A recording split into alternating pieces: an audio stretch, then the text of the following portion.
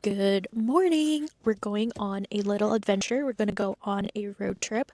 I'm headed to Miami for my birthday, but I want to do a little road trip and stop by different places. So, right now I'm in the border of North Carolina. I felt really sick and I had to stop by and get Pedialyte because I could not sleep well. I was up since 1 a.m. and I left home around 5, so I went to stop by Starbucks and got myself a sandwich. Maybe this will wake me up because I didn't have dinner last night and then I woke up and I was all queasy and nauseous. I'm gonna spend a couple days in Orlando. I really want to go to the Star Wars theme park. I'm debating if I should stop by Charleston. I really like Charleston too, but I don't think it's necessary. We'll see. I think I can make it there by 5 o'clock in the afternoon. I feel like I need a quick little nap, but maybe the sandwich will make me wake up. I always get the sausage egg sandwich. So good. I think I'm feeling better now. I don't know what it is. While we're stuck in traffic, thought we should chat. I'm in the middle of farmlands. I don't know if you can see it, but it's all farmlands over there. 2 years ago, I went on this road trip on my birthday. In the week of my birthday, I was so burnt out from working in healthcare. When I was going through this journey, I realized that I wanted to get paid being myself. I have a self-sustaining business now, and people come to me for my wisdom. I have an online business that allows me to work 3 to 4 hours a day. I've really dug deep in my business to discover myself, and I truly believe that creating your own business is deeply spiritual. You get to learn yourself even more and go through a lot of the hardships of being an entrepreneur and being a creator.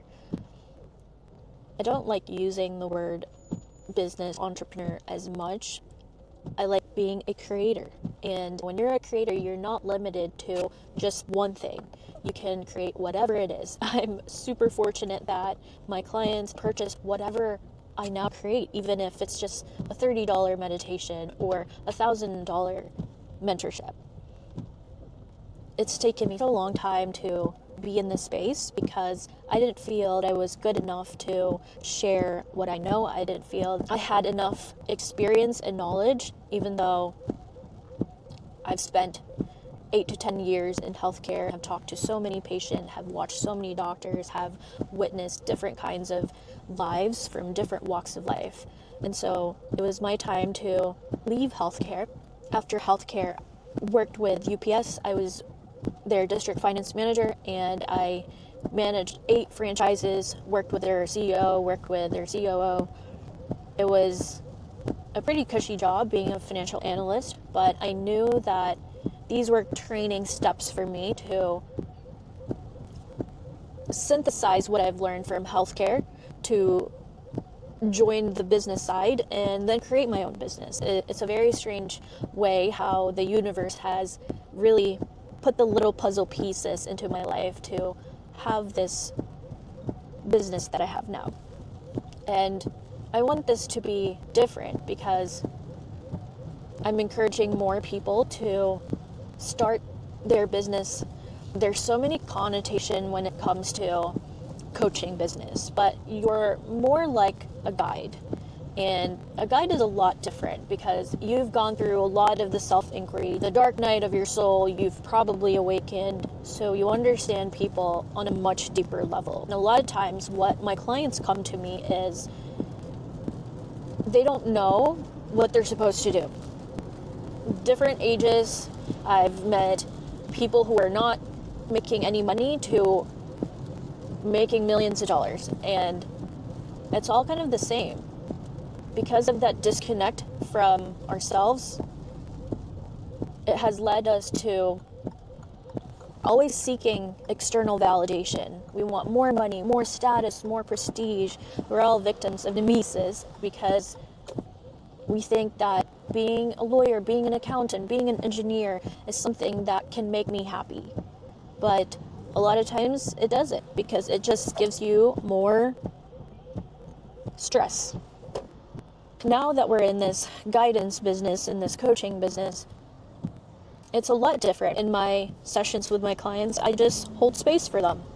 I just talk to them, and whatever comes through, comes through. Sometimes they're guides, their higher self, ancestors. I can channel through them.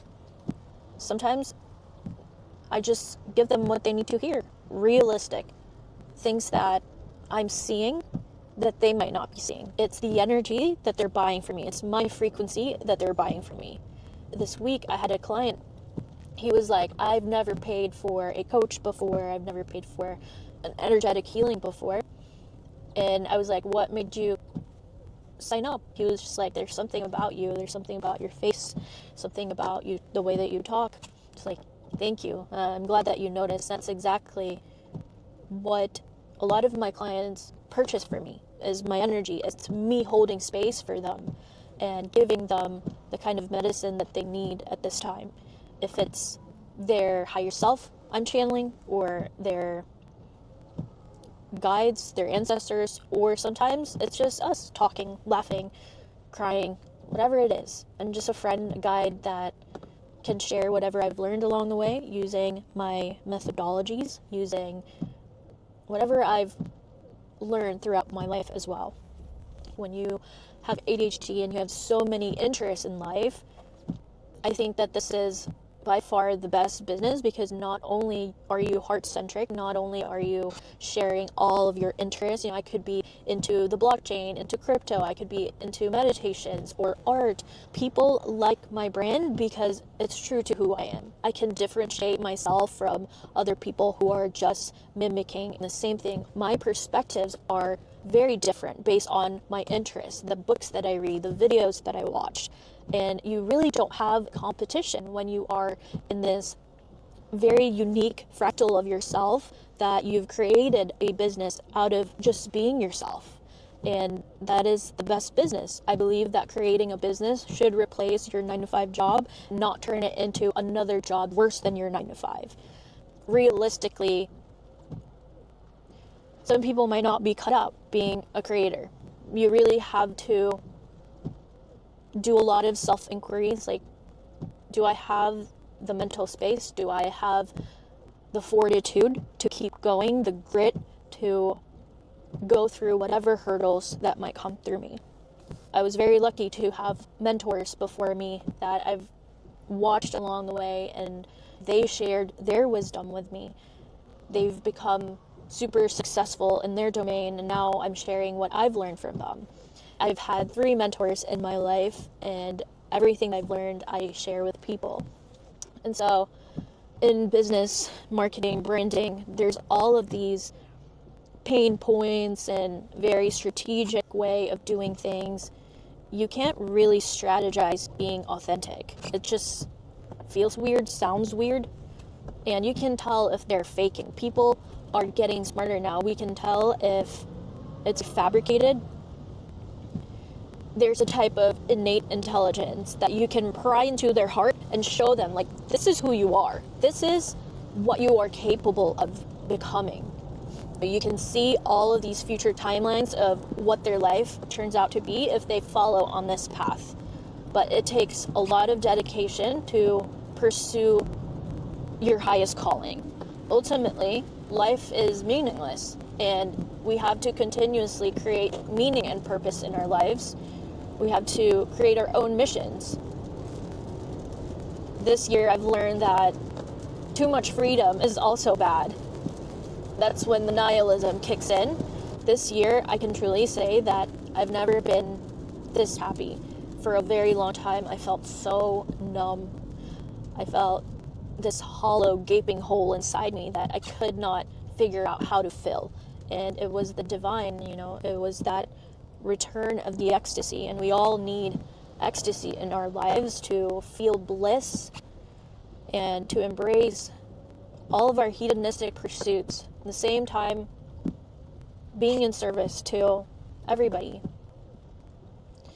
Buddhism calls it the bodhisattva. One of the quotes that has been on my mind this week goes, "I'm here to serve you. I can fulfill all of my goals and dreams, but ultimately I'm just here to make a difference in somebody else's life." And I think that's one of the most rewarding things anybody can have, more than money.